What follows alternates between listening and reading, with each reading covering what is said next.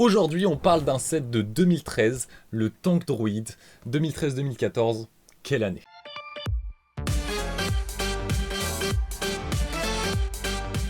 On va faire la review de ce magnifique set qui était vendu à l'époque à 29,99€, c'était donc de l'entrée de gamme, et franchement, quelle entrée de gamme! Sorti donc à l'époque le 1er juin 2013, il faisait partie de cette fameuse vague, la vague avec Maître Yoda. C'était trop bien cette époque, voilà, où chaque fois il changeait les couleurs, et du coup on sait de quand ça date, et ça on sait que ça date d'un prime, un certain prime. 29,99€ pour 271 pièces, c'était pas du tout du vol en plus niveau prix, mais aujourd'hui ça fait partie des sets qui cotent, des sets qui ont pris de la valeur, notamment à cause de ce petit Jango Fett. Donc à peu près, si vous voulez le trouver scellé, il faudra compter environ 90€. Ouais. Et pour de l'occasion, ouvert déjà utilisé, c'est en moyenne 50€.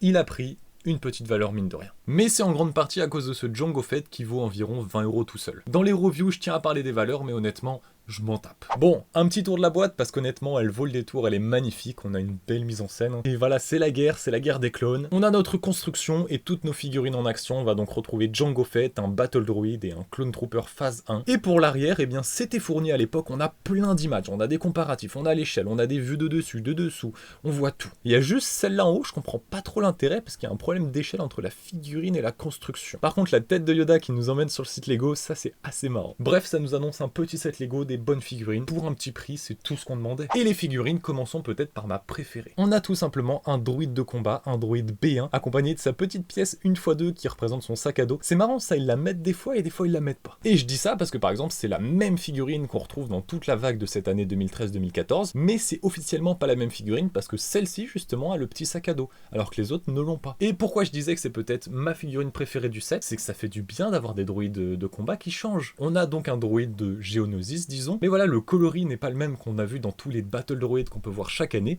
et ça fait plaisir. Après, par contre, en termes de modèle, bah c'est le même, juste ils ont changé la couleur. Passons maintenant au Clone Trooper, et on retrouve donc un phase 1 de l'attaque des clones, c'était l'époque voilà, où il commençait à apparaître et qu'on en voyait plein chez Lego Star Wars. La figurine est extrêmement qualitative, la pièce du visage est iconique, et on avait des très belles impressions, mais une absence sur les jambes, qui a bien évidemment été rajoutée quelques années plus tard sur les autres phases 1 qui ont pu sortir. En tout cas, pour cette version de la figurine, elle n'est bien évidemment pas exclusive à ce set, elle était dans tous les sets avec des Clone Troopers de cette époque. Et la petite pièce technique rajoutée sur le blaster, je trouve que ça donne un très bon esthétique. Concluons donc les mini-figurines avec le Jango Fett. On est sur une très bonne représentation de ce chasseur de primes, les impressions sont qualitatives, le jetpack, l'antenne, tout est là. Avec également une pièce de visage qui je crois est la même pour Boba Fett, mais c'est à prendre avec des pincettes, j'ai pas vérifié mon information. En tout cas, exclusif à ce set à l'époque et une figurine pas si présente dans de nombreux sets, c'est ce qui a donné je pense sa valeur qui est donc aux alentours de 20€. Je parle des valeurs mais pourquoi je ne les apprécie pas d'ailleurs pour ma part, c'est que là si je prends en comparaison la dernière version sortie dans le playset de 2025, eh bien on est pour moi sur deux versions différentes, voilà, qui ont des points forts, des points faibles. On remarquera quand même qu'il y a des améliorations voilà, d'impression sur la nouvelle version, des changements de coloris, etc.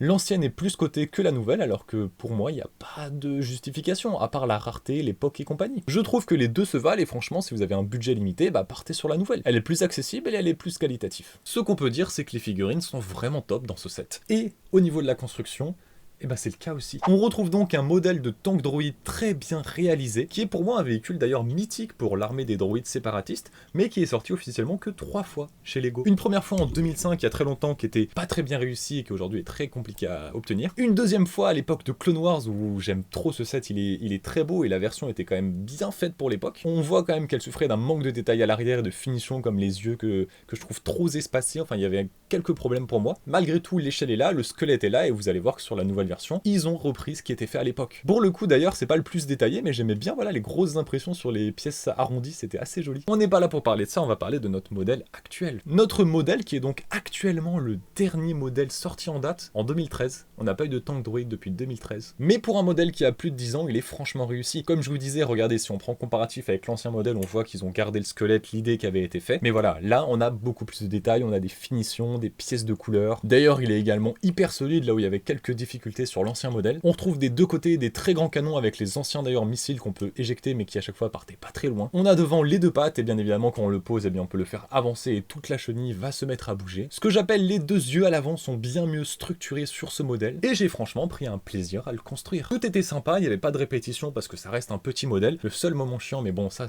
tu y passes obligatoirement, c'est quand fallait accrocher plus d'une quarantaine de chenilles. Malgré tout, une fois que ça a été fait, j'ai pu l'accrocher tout autour et là c'était la satisfaction. Le modèle est sublime et pour se faire des mock l'époque, clone versus droïde, c'est un véhicule presque obligatoire à avoir. Bref, je l'aime beaucoup et je pense que je vais tous les deux les mettre à côté, le grand frère avec le petit frère. On arrive à la conclusion de cette petite review, ça fait du bien parfois de parler de petits sets, voilà comme ça. Entre guillemets, il n'y a pas beaucoup de choses à dire, mais quand c'est bien, bah faut quand même en parler. Je pense que de toute façon, ce set-là, comme un peu tous les sets de cette époque, on est presque tous d'accord pour dire qu'ils sont exceptionnels, même s'il y a quelques ratés comme chaque année, mais c'est pas le sujet de la vidéo. En tout cas, comme d'habitude, merci à tous d'avoir écouté cette review et je vous dis à la prochaine.